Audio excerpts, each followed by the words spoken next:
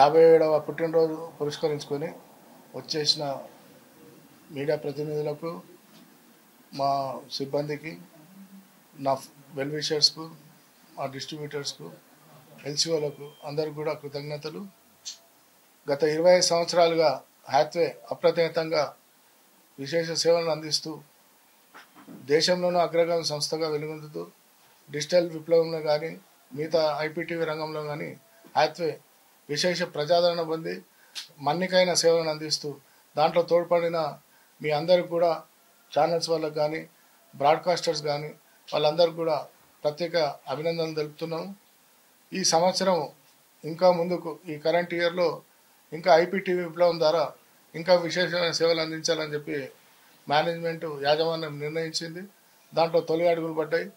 ఈ మొత్తం కేబుల్ ఇండస్ట్రీని ఇంకో విధంగా ట్రాన్సిషన్ పీరియడ్ ఇంకో విధంగా మార్చడానికి తీసుకునే అవకాశాన్ని అందిపుచ్చుకోవడంలో హ్యాత్వేనే ముందుంది.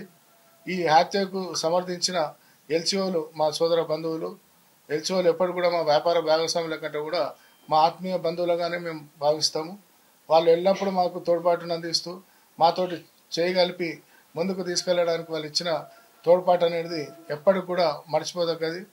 అట్లాంటి సేవలు అందించిన వాటి ద్వారానే మేము లాస్ట్ మైల్ ఎండ్ కస్టమర్ వరకు కూడా వెళ్ళడానికి మాకు అవకాశం చిక్కింది.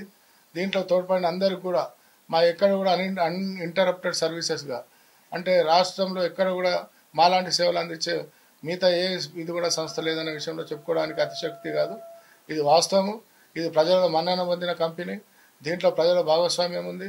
దీంట్లో మా సిబ్బంది కూడా అహర్నిశలు ఎటువంటి ఇది లేకుండా ప్రలోభాలకు కానీ ఇంకో దానికి కానీ లోపడకుండా ఎప్పటికి కూడా సర్వీస్లో మేము ముందుంటామనే విషయం ప్రూవ్ చేయడానికి ఎన్నో ఉదాహరణలు మనం తీసుకోవచ్చు.